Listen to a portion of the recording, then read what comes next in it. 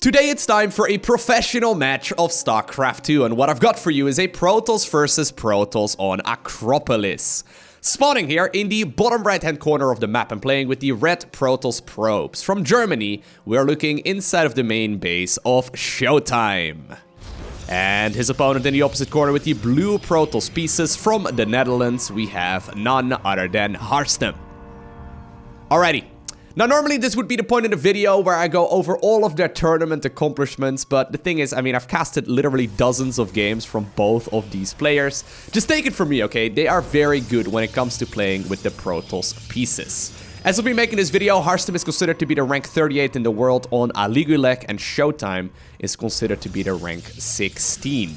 So definitely a little bit of a higher rank right there for Showtime. Now, interestingly enough, actually, historically speaking, for both of these players, their PvP matchup, so the Protoss versus Protoss matchup, is actually their best. So we'll see how this is going to play out. Showtime, obviously, very well known for being that super defensive, macro-focused Protoss. He loves just simply making a lot of stuff and defending whatever you're going to throw at him, because that's where he shines. His nickname is Demauer, which literally translates to the wall. And he will basically not take a whole lot of risks. I mean, obviously he will mix it up every once in a while, because otherwise you just become predictable. But he's very good at just simply playing the macro-focused style. Harstem, while also known for playing that macro game, is currently sending a probe towards what seems to be the bottom left-hand corner of the map. And he is gonna plant down a pylon. Now, this is one of the developments that we've seen throughout 2019 quite a bit in PvP. This doesn't necessarily mean that it's going to be a proxy, okay? Now, it could be. The thing is, everyone's gotten very good, okay? I can guarantee you right now that Showtime is looking around for the second pylon. He's like, where's your second pylon, mate? I've only seen one. Where is it? Now, the cool part about this kind of thing is that, well, he will see production here, so he knows there's a second pylon somewhere. The cool thing about this kind of thing is that this doesn't necessarily have to be a proxy. I mean, considering the probe has left the bottom left-hand corner, I don't think it's going to be. But this is Showtime being tricked a little, right? He knows that he has to, at the very least, play cautiously, because there is certainly a chance that there's going to be like a proxy Stargate or something along those lines coming up. Now, Showtime, speaking of a Stargate, is making one himself. Yeah, third pylon is going to finish up inside of the main. Showtime will see that as well. But as soon as these two adepts are out, that probe scouting is going to end. And there's really not that much information that the red Protoss is going to be able to gain. So, if I was playing in this in his shoes right now, right, I would probably assume there's going to be some sort of proxy. I love this. Harstem was saving up minerals. He's instead going to go for an expansion. So already some mind games being played here and there. Showtime desperately looking around the map pretty much everywhere, trying to figure out if there's like a proxy somewhere. Normally we see like Stargates going up in like these locations or something along those lines. I mean, there's several different positions where you can certainly build those structures, but it's not really happening. It's just a single pylon that's being proxied just to try and trick his opponent. Alrighty, so expansion will be taken here for Showtime as well, but obviously this means that there's going to be a slight economic edge for the player in blue. Couple of adepts right now do shade forward. They're gonna try and see if they can get a little bit of damage done already, though. Ooh, Showtime feigning a mistake. Oh, I love it. Instant recall, by the way. Ooh, they are gonna be able to get out of there. Love that little move there, too. So, generally speaking, you want to, like, make a pylon over there to prevent those shades from going in. Right now, Showtime purposefully let those units slip in because he had a couple of Phoenixes ready to come up with the liftoff. Pretty cute play here. Both players really trying to outsmart each other, while neither is really achieving all too much. I do like this position, especially for Harstem for the time being, just because he had that expansion ever so slightly, and while he's going to be a little behind here, technologically speaking, I mean, it wasn't like an Oracle opener or anything like that, right? So the Phoenixes are going to be a nuisance, yeah, but he should be able to deal with those, considering he already made a whole lot of Stalkers. Now, PvP in general is a bit of a different matchup than, say, TVT or ZVZ. Especially to the other mirror matchups. PvP always feels a little bit slower to me, and I guess that's because of just the fantasy of Protoss, right? It being a race with fewer units, but all units have more value and are more powerful. Usually this matchup is a little bit slower because there's just simply not as many units. I mean, it's not like TVT where you can stim Marines into Siege Tank Fire, or like, you know, mass Zerglings running into Baelings or something like that. Usually the matchup is a little bit different than those others, and it makes it a ton of fun to watch. Now, ooh, once again, a couple of adepts do shade forward. Showtime is going to commit, actually. They're not going to achieve too much. Only a single probe has gone down so far. They're going to try and see if they can get like a third. I think he will be able to get a third, but wow, he's even going to get 4 because of the Phoenixes right now at the same time swooping into the natural. So that's 5 probes in total. I guess at the cost of 2 adepts, that's okay. But it's not gonna be the end of the world. I mean, you still get yourself those 2 kills on the 2 adepts, so both players definitely have lost a couple of units here and there. Harstem got the faster expansion. He didn't have as much tech. Ooh, he's actually gonna lose he's losing a sentry rather. That's a big deal. But other than that, I think this is definitely still very playable for both of these players. Alright, so what's the transition going to be? By the way, has he ever found that pylon? No, he never did. Kind of like that, right? I mean, it's pretty much always going to be in one of the outer corners, I suppose, but... anyways, always kind of funny. But I wonder what kind of transition it's going to be here. So, Harstem is going for the quick upgrades inside of the Forge and favoring his gateway-based, or gateway-based army. There you go. 3rd time's the charm. Whereas Showtime is teching up, right? So he's got himself that Stargate. The Phoenixes are very helpful. Not only can they do a lot of harassment, they can also, say for example, if like Harstem wants to transition towards Immortals here later, they can actually lift up the Immortals in combat, which is huge, because those are like the main damage dealers. But he's now also transitioning already to watch his own Immortals too. Now, generally speaking, right, when someone is going Phoenixes, we see the player that's playing against the Phoenixes respond with Archons. Archons are like the best unit when it comes to playing the PvP matchup, just because they are not liftable, and obviously they basically zap away at Zealots with ease, and they're just simply a very reliable mid-game army. Neither player really, though, like is looking like they want to get aggressive. We do see a lot of additional gateways being added on for both players. I mean, this is going to be how many gateways in total here for Showtime? He's currently got 2, and he's like making... yeah, he's going to have about 6 gateways here in total. Not really the amount we would see to get too aggressive with, and I think, indeed, he's just making them defensively, because he's Demour, right? Of course he makes them defensively. He's going to go ahead and expand towards what seems to be a 3rd base, just a little bit after Harstem is doing so as well. Hallucinated Phoenix inside of the main base gets picked off too. And Harstem is indeed now transitioning towards what seems to be a very standard mid-game too. Got himself the robotics facility, got himself the Templar archives, so he can start building those Archons here very, very soon. Alrighty. Now, every once in a while, right? I'm not like the highest level Protoss player in the world. I did play some Protoss in the last season. I did manage to actually go all the way up to Master 1. I'm pretty happy with that. I don't think I'm the best Protoss player in the world. I'm certainly not. However, sometimes people ask like, okay, what should you prioritize in these kind of scenarios? Generally speaking, when it comes to playing the Protoss pieces, right?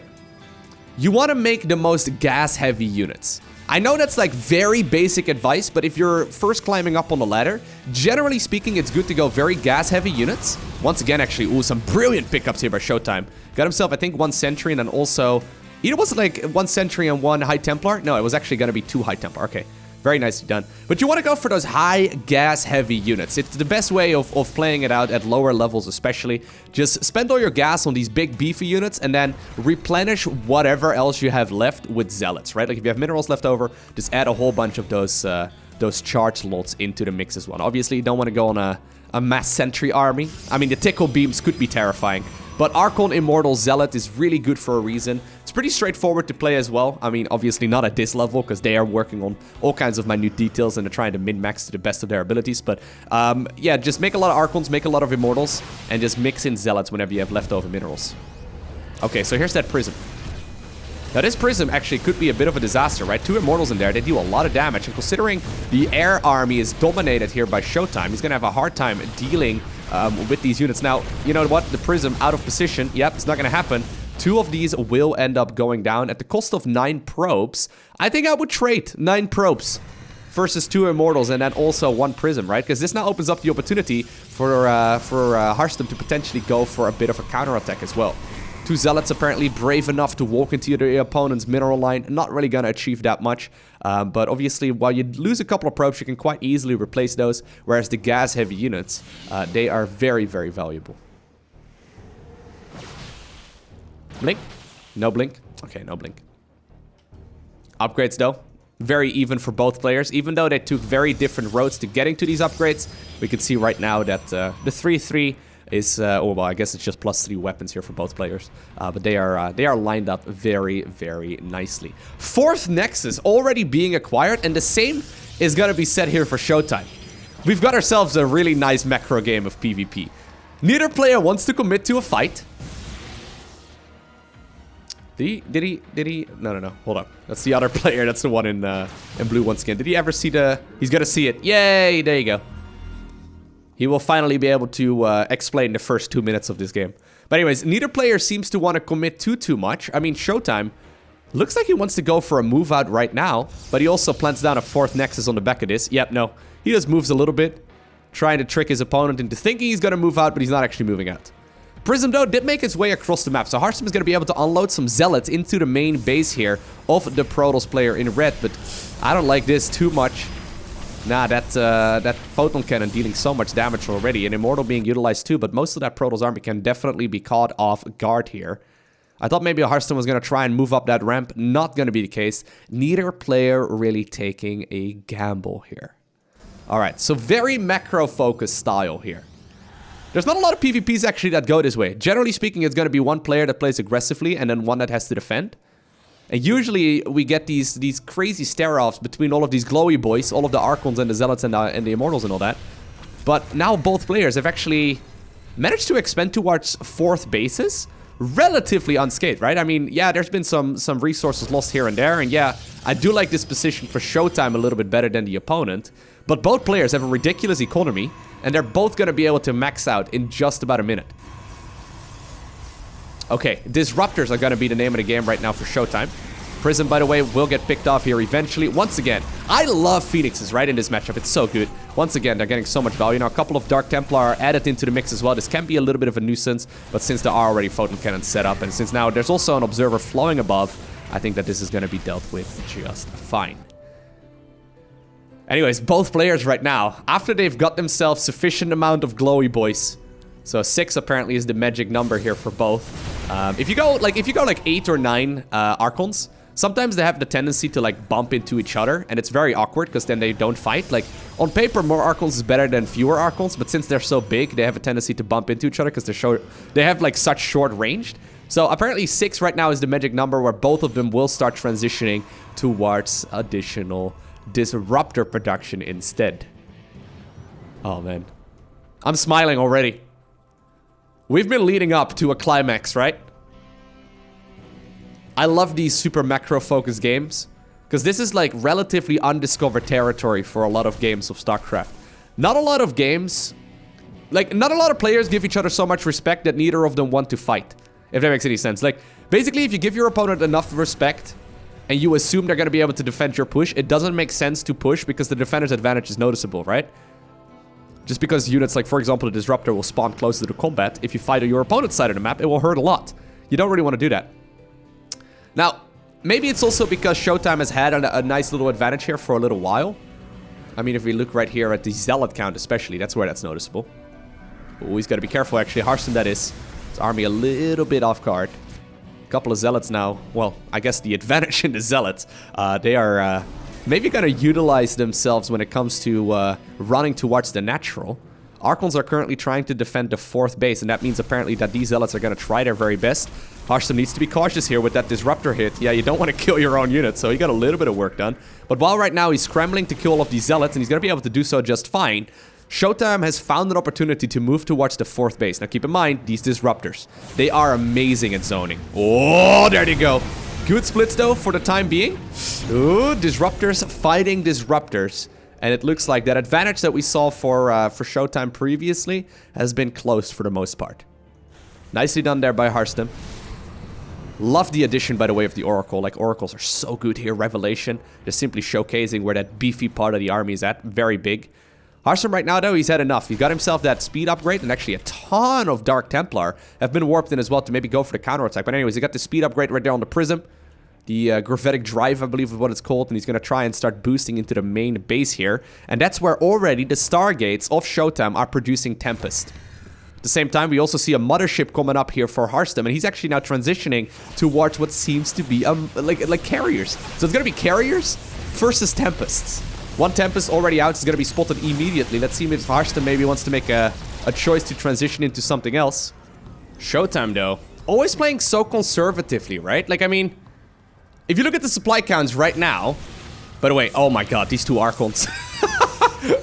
Dude, this is just like me trying to do an Archon drop, okay? I would also get my unit stuck on accident. Anyways, Showtime probably could try and push right now and maybe even close out the game because his army is looking menacing. A couple of Dark Templar apparently are now brave enough to maybe make their way towards the opponent's natural. He's maxed out. His opponent has got 160 supply only, but he's playing very carefully. He knows that these disruptors can 100% end the game, right? Like if he makes one mistake, that's the thing about disruptors, they can blow up your entire ground army. Now both players are making that big switch, so we do see those carriers being produced 3 at a time for Harstem, and we see a couple of Tempest being created here as well. Dark Templar chasing down Dark Templar, trying to get the most of it, but apparently even though, you know, they, I guess, come both from Shakuras, they're not gonna be able to see each other. I don't know how that works. How does that work? Someone explain that to me, okay? Is there someone who understands the lore in StarCraft 2? How can 2 different, I guess, tribes of Dark Templar not see each other? How does that make any sense? Anyways, Harstem, did you... No, he never found out about the base in the top right. So that's huge, right? So he doesn't know about the expansion in the top right-hand corner. And that means that Showtime is going to be able to outmine his opponent really nicely. At the same time, though, we do have these Dark Templar making their way towards the natural, trying to secure that economic advantage even more so. But right now, though, the carriers have been spotted and Showtime will know what he's going to go up against in the late game. Harstem, though, still dealing a lot of damage over on the other side of the map as well, going after the production of his opponent. The soft underbelly, I suppose, of that Protoss main base of Showtime. Looks like the Phoenixes may finally be picked off, and eventually, I think all of these units inside of the main of Harstem, or rather, like the units inside of the main of Showtime from Harstem, will be picked off as well by these Tempest. But... I don't know if Showtime cares too much about this, right? Like, he's playing super calm and steady. Still increasing his production all the time. He's got 4 Stargates producing Tempests. And when it comes to fighting carriers, I do think I personally favor Tempest. So here's the thing. In a straight up fight, mass carrier with upgrades versus mass Tempest with upgrades, the Tempest will definitely lose. The strength of the Tempest, however, is that they have insane range and they can be kiting around this army for a very long time. Now, I guess... on a map like this, right, there's only so much kiting you can do. So say, for example, Harstem manages to get across the map mostly uncontested, and he can pin back this army in a corner. Once again, at that point, we have a straight-up fight as the Tempest can't really go anywhere. This Protoss army with the carriers is certainly going to win. Also, keep in mind, yeah, these ground units are fun, and they were great in the mid-game, but right now, we are in the later stages of the game. The only thing that we really see right now is both players trying to get rid of those units in a way, just because they don't really want to have that much supply soaked up in ground-heavy units. It's just that you can't really switch towards heavy Stargate-based units until you get like 8 gases going, right? Now still, Harstem has not seen this base. So he's assuming all this time that he's playing 4 base versus 4 base, but he's actually playing 4 versus 5. That's massive. That's a really big deal. I'm liking his army here for Showtime a lot. Upgrades-wise, both players looking very, very even. We just have the Blink upgrade on the side of Harstem. That one is lacking on the side of Showtime. But here we go. The army of Harstem is apparently now big enough for him to make a move across the map. And this is a scary force. It will be spotted here. That Oracle actually super important with the Revelation, because that means that the Tempest, ooh, they can start shooting from a distance. Almost enough Tempest right here as well to go ahead and one-shot these carriers. Mothership, though, still going to cloak a lot of those units underneath. And Revelation should wear off in just a little bit. Still, though. I mean, we see continuously more and more units inside of the main base here of Showtime. Dark Templar working on a couple of those units, and apparently that includes the Dark Shrine. So we see Dark Templar working on a Dark Shrine of another tribe. Amazing. And what is probably assumed right now for Showtime to be the 4th base, or the 5th base, rather, it's actually the 6th base. So, Harstem, I mean, he should figure that one out. Yeah, he already knows about that one. He still doesn't know about the base in the top right. That's a big pain for him. Also, it looks like he's pulling his entire army away. Yeah. So, all of the Protoss units right now have gathered in the center for Harstem. This little hit squad doesn't look that scary, but there is an Immortal in that mix. And that Immortal can definitely plow through a lot of these structures. Oh my god! Oh! Huge detonations there! Harstem getting a whole lot of those Archons for pretty much free. That's huge. Absolutely massive. Absolutely massive. Okay. Finally something going in favor right here of the Dutch Protoss. His entire army is over here, though. Right, and while he can warp in a little bit, he's only got 4... Well, no, he's got 0 available supply right now to warp in units. I would love to see the move right now for Showtime, to be honest. Like, just go. That's a scary army. Ooh, Showtime. Apparently a little bit too far forward there with one of the Tempests. Or one group of the Tempests. Ooh, so close. Dude, these Stalker battles versus Disruptors always have me on the edge of the seat. Like, I never know how to play that one out. It's so tricky. Anyways, there we go. The army finally has been committed towards this expansion. All of the photon cannons are gone.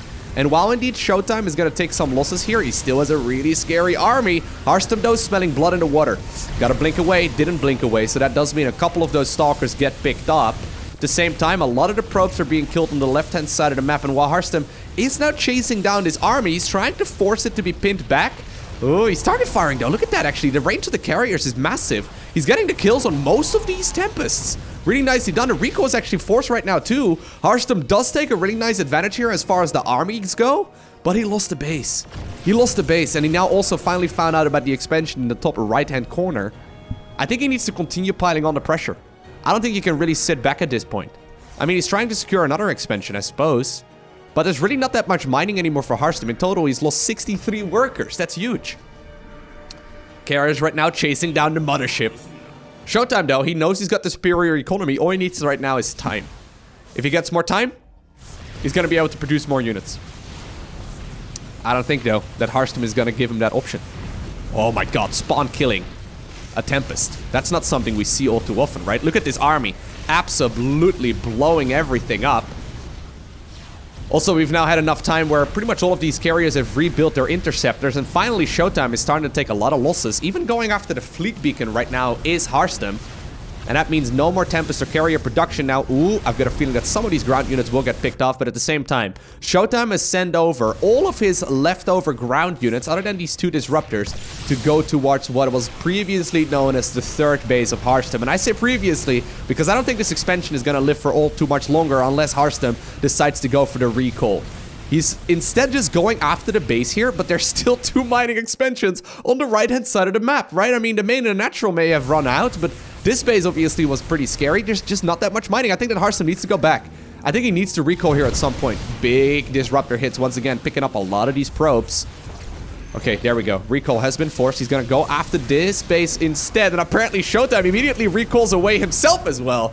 Gets the units out of there, and Harstem loses a base. Gets himself, I guess, 2 in the trade, but his economy is still so much inferior. Showtime maybe didn't buy time in the way that he had it planned, but he did buy time. Oh, love that.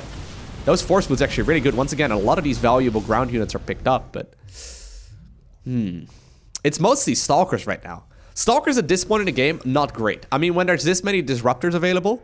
I mean, really, only 1 Disruptor available already is usually enough as well. But a Disruptor underneath the mothership, very difficult to target fire. I guess that's why Showtime is getting himself his own Disruptors too.